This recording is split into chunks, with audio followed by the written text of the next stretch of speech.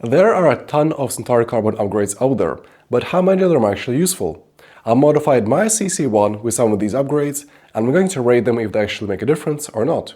Starting from more simple mods to more complicated ones, I'll be including a bonus one, work in progress, at the end. Number 1. Are you tired of your Centauri Carbon disrespecting you and pooping all over the floor before printing has even begun? Well, don't look any further, because with this stock poop bucket, all of the excess filament will be collected and you won't need to worry about picking it up ever again. It comes as the default model to print for one of these Centauri Carbon upgrades. I like that they actually designed it in the same style as the 3D printer itself. Installing it is very easy. You just need to undo a couple of screws at the back, slot in the poop bucket and tighten the screws. Now, there are a few variations of the Centauri Carbon upgrade out there. I printed this poop chute that directs the excess filament from the back to the side of the printer. The filament spool holder is on the side anyway, so we can use that space in the corner with this upgrade. It uses stock screws, and to install you just need to undo 3 of them, slot in this chute and tighten the bolts. Comparing the two, the stock poop chute takes up a little bit more space than the slide one, but I've noticed that the latter mod, the excess filament will sometimes get stuck halfway through. Although it is a bit more convenient to have the filament poop come out of the side rather than the back. Overall, if you don't have any problems with the additional depth that the stock poop chute adds, I think it is a 5 out of 5 mod. And the slide one, I'll probably give it a 4 out of 5. Number 2 in our list of Centauri Carbon upgrades is about eliminating physical pain. If you've been into 3D printing for a while, you might have experienced that agonizing feeling when the purge line goes underneath your fingernail when you're trying to scrape it off. This printable handle comes in the stock memory, and Elegoo actually provides you with a couple of screws and a blade for it. On a side note, I printed it without any supports, and you can see it struggled with overhangs. It doesn't impact the function, but it just doesn't look good. Putting it together is easy and it works nicely. I tested it with PLA and more sticky PETG, and I found it overall helpful. The blade itself isn't that sharp, but it is enough to unstick prints and the purge lines without damaging the surface. This is another 5 out of 5 for the simple upgrade. Number 3 in our Centauri Carbon upgrades list is printable replacement feet. During my review of the Elegoo Centauri Carbon, my feedback was that this was a loud printer, mostly due to the fans but also due to the motors. Now, there are a few possible designs out there. I picked 2 types. The first one goes around the existing feet, and the second design has a solid adapter and then TPU feet that go at the bottom. Installing both is very easy. You just need to flip the printer on the side and slide the new feet onto the existing ones. Both modded feet fit snugly on the existing stock feet, so you don't need to worry about them falling off if you're planning on moving the printer around. I printed both these upgrades using Overture 95 TPU from Amazon, link in the bio. To compare the difference in the noise, I'll be printing the same model using the same filament, and the mic will be placed in the same location recording the same printing segment. Here's how Centauri Carbon sounds like with the stock feet.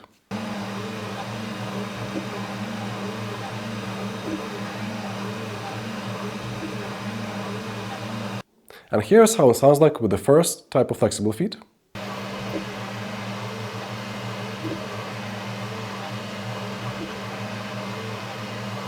And here's how it sounds like with the second type, the adapter and then the flexible feet.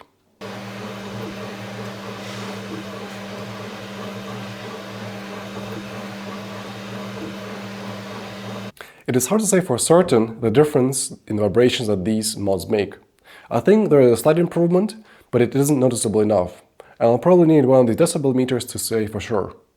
So I think with the new fit upgrade, it's a 3 out of 5. Number 4. When you first unbox the Centauri Carbon, you would have noticed this warning at the top of the glass cover that says that you need to remove it when printing PLA. The reason is that PLA and flexibles can soften around 60°C, and this would cause extruder issues like clogs because the filament would deform before it would get into the melting zone, at least in theory anyway. So this category of possible Centauri Carbon upgrades is about risers. So I printed a couple of designs. One is a simple design which props open the glass panel at the front, and the second design is more involved with the panels going around the top of the printer, and it has adjustable vents. Both were printed in PETG. The first riser came out alright, but it struggled with overhangs a bit, and I don't think it impacts the performance that much. The second design took way longer and also used up way more filament. The advantage of this riser though is that you don't need to constantly take it on and off as you print. Here you can just open and close the vents whenever you need to. Now the big question is, how useful are these anyway? To tell you a little secret, most of the time I've been printing PLA and TPU with the top glass on, and haven't experienced clogging or printing quality issues associated with hot chamber temperatures. This is also reflected in the general sentiment of other Centauri Carbon users. The caveat here is that it is early spring where I'm based, so the ambient temperature is fairly cool. Chamber temperatures usually range between 25 and 30 C during print times. Perhaps during summer this will become more of an issue, but right now I can't really say that I definitely need these risers, and I'm a bit skeptical about how useful they are in reality.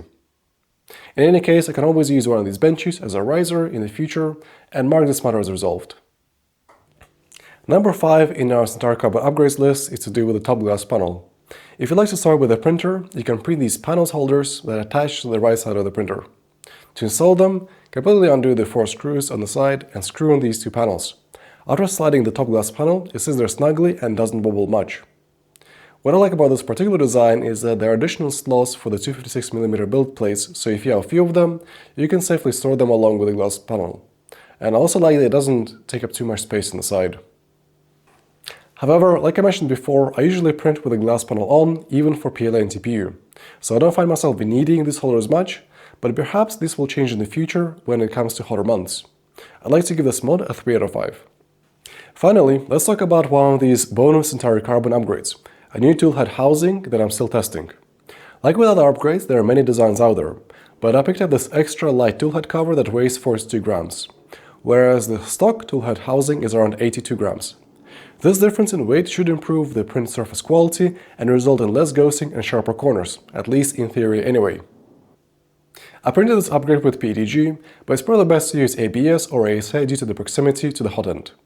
I also used supports and removing them was kinda tricky. Here's how all the parts looked like after post-processing. After that, I began with removing the stock housing.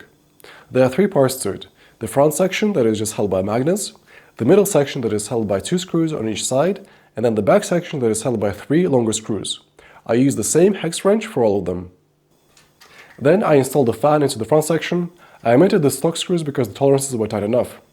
Installing the middle and the back parts were a bit fiddly, but with enough patience, it is doable.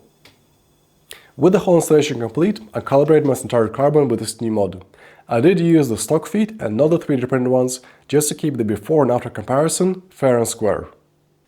I printed a couple of these calibration towers using PLA and PETG.